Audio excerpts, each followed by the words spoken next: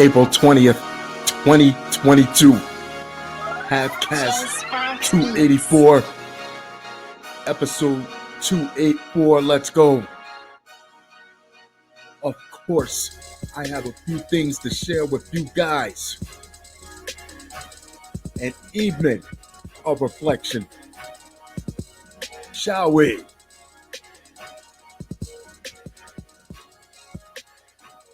Democratic candidate for Nevada Assembly accused of robbing bank.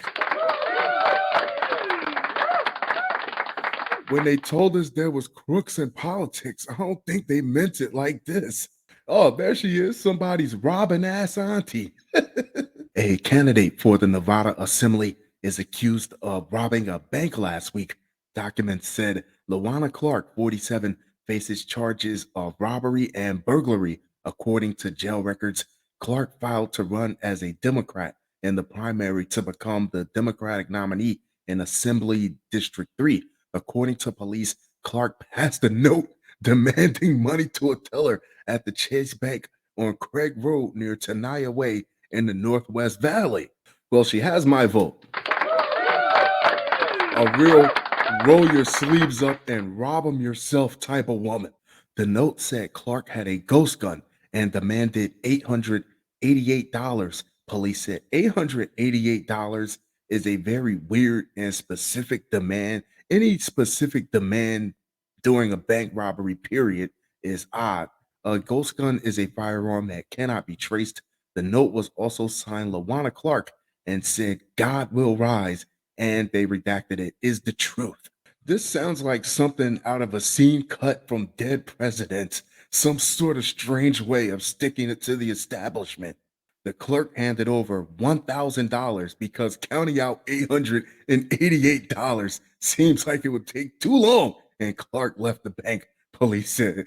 Police later found Clark at her apartment and took her into custody. They said inside her apartment, investigators said they found several clothing items worn during the robbery. Judge Diana Sullivan set bail at $10,000 and ordered Clark to stay away from the bank.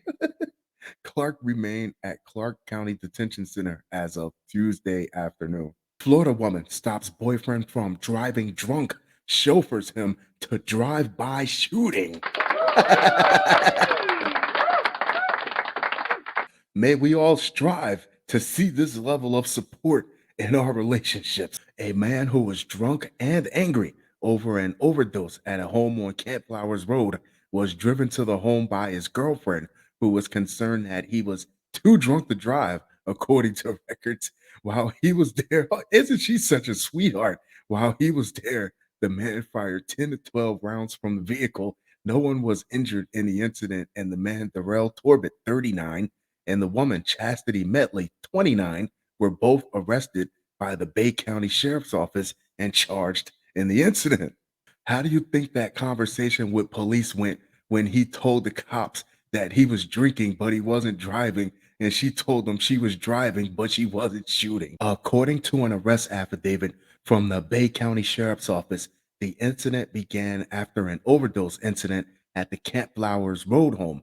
Residents at the home told investigators that Torbett had been sending them threatening text messages, including one that said, "Don't be a disrespectful expletive," and expletive, "I'm getting ready to roll." Autobots. After the Monday shooting incident, witnesses on the scene told investigators about the text messages and described a vehicle they had seen shortly after shots were fired.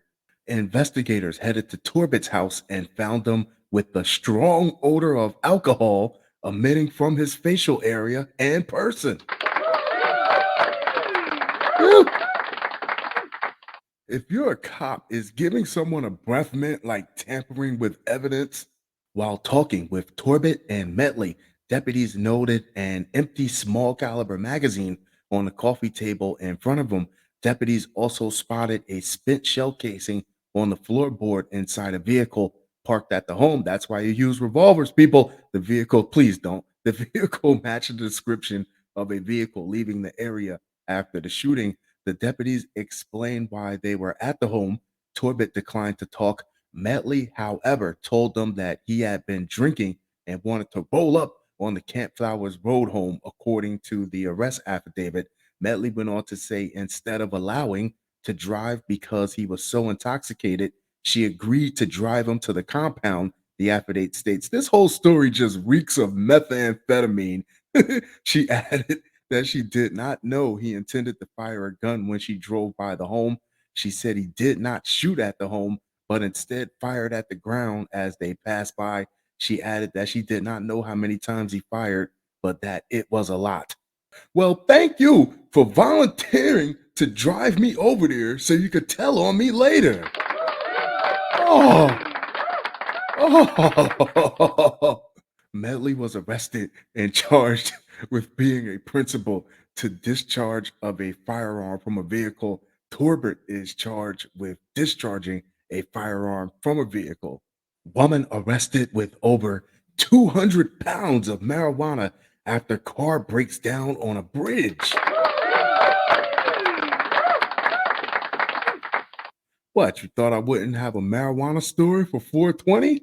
Come on. A woman was arrested Sunday after her car broke down on a bridge while she was transporting over 200 pounds of marijuana and roughly $18,000.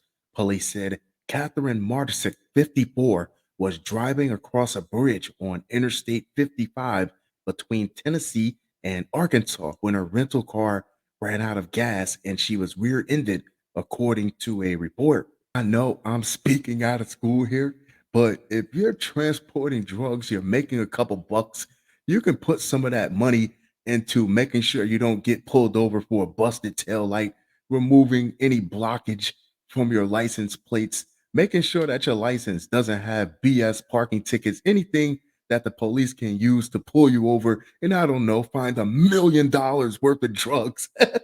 This lady could have filled her whole gas tank up before she drove off the parking lot of the rental place. An officer with the Arkansas State Police approached the scene to investigate and take inventory, but Martisic said she did not want him to proceed. The officer, however, continued his work and identified a strong odor resembling marijuana. The report noted Martisic was taken into custody and at least five large cardboard boxes, a smaller box, and a duffel bag full of vacuum sealed green leafy substance were seized. Police said several boxes had writing that read contains cannabis grade. Just make it easy for them, according to the report. At least, yeah, no field testing. They don't have to roll it up to smoke it to find out if it's marijuana. At least 229 pounds of marijuana and $17,800 in cash were captured. Police said Martisic is charged with one count of felony drug possession with intent to distribute and is being held without bond. A Chicago Heights man mailed a holiday check for $10. He later found out it was altered to a different name and cash for $9,500.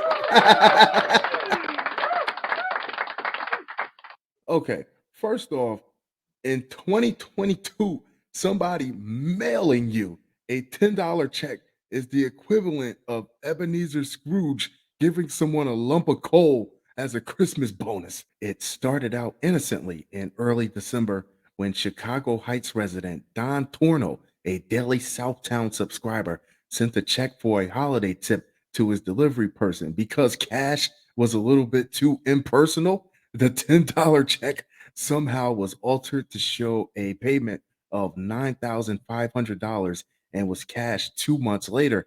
Torno spent weeks working with his bank to get the money returned to his account. The ghost of Skin Flint's past came to haunt him. Torno, 85, said he believes he was the victim of mail theft because he sent three checks, including the $10 one at the same time. The two other checks for his water and gas bills were never cashed, and Torno later voided them. Chicago Heights police are investigating the forgery incident, noted in a February 22nd police report, but said they could offer no other comment because the investigation is ongoing. I think whoever doctored his check knew that anything at the $10,000 mark raises some type of flags, so they kept it just under 10,000. Wow. The initial incident report does not reference a possible mail theft, but rather a forgery. On February 7th, an altered check bearing the same number as the $10 check Torno wrote December 6th to the newspaper carrier was cashed, and $9,500 was withdrawn from his Chase bank account. Oh, Chase. A facsimile of the check shows it apparently being made payable to Tatiana Swan with a date of February 6th. That is not the name of the newspaper delivery person who had solicited holiday tips.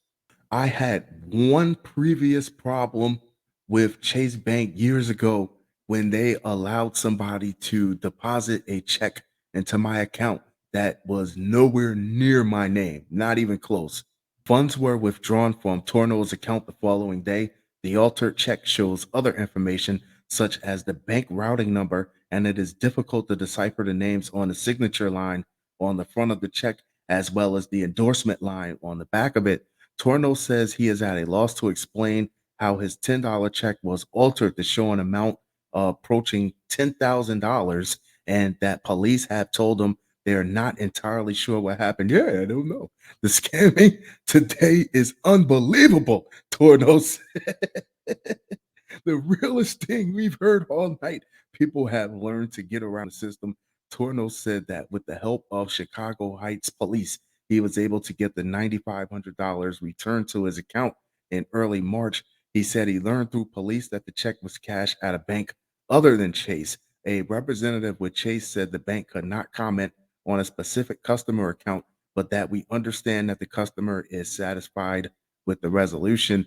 Torno said that there had been a flyer tucked inside his newspaper with the delivery person's name and address, thanking the customer for letting me serve you this year and asking that all gifts and donations be forwarded to his address in Markham. He said when he noticed on his January bank statement the $10 check hadn't been cashed, he sent two letters to the delivery person asking about it, but did not get a response. If I'm that delivery person, I have no reason to respond. My response costs more than your tip. It was not clear whether the news carrier got the $10 check, and Torno wonders if it was stolen from a mailbox. I saw an article in the Southtown about mail thefts and thought maybe it happened to me. Torno said the incident has left them nervous about sending checks in the mail, but at the same time, he doesn't like the idea of having funds taken from his account. Fair enough. Automatically for bills such as utilities. Fair enough. I'm running scared now, he said. Torno said he had to change his bank account after the check incident. It really screwed my whole life up, he said. I don't like having my account hooked up to a lot of automatic pay services too, but I'm not mailing all of that stuff out.